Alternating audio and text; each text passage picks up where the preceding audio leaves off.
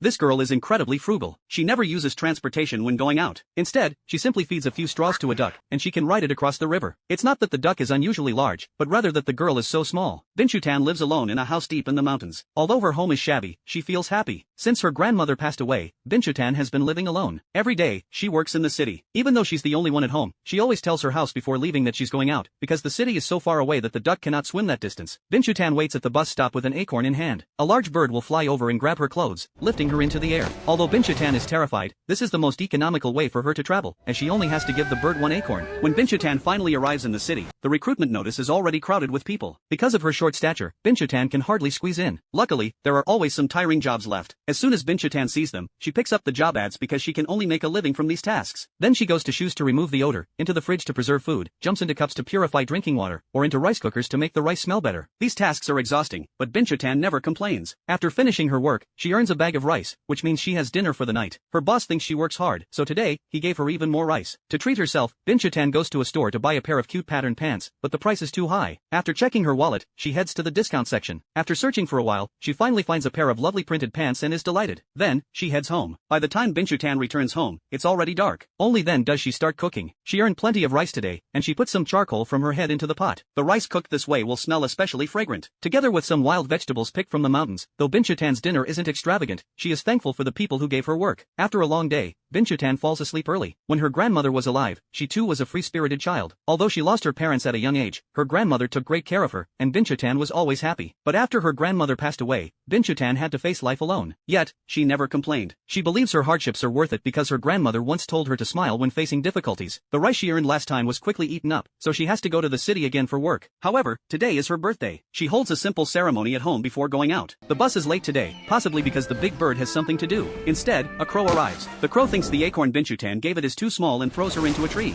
After falling, Binchutan feels dizzy and accidentally bumps into a passerby. Binchutan quickly apologizes, and the passerby, seeing Binchutan's injured leg, kindly takes out some herbs and treats her wound. Thus, Binchutan makes her first friend. Takazumi and her grandfather run a herbal shop in the mountains. She loves inventing things, but buying the necessary tools requires a lot of money. Today, she goes out to work in the city. After chatting for a while, Takazumi and Binchutan head to the city together. Like Binchutan, Takazumi is very short, and they can't squeeze to the front of the recruitment notice. But Takazumi is clever. She asks Binchutan to remove her headband, then wraps it with tape. She carries Binchutan on her back and charges into the crowd, then pulls out the recruitment ad. This way, they finally get a job that isn't as tiring. They don't work in the same place, so they go their separate ways. After a long day of hard work, Binchutan finally earns a bag of rice. However, when she's happily heading home, she trips over a bamboo stick and spills all the rice on the ground. She feels devastated and bursts into tears because the rice mixed with dirt is no longer edible. At this moment, Takazumi arrives and helps Binchutan pick up the rice.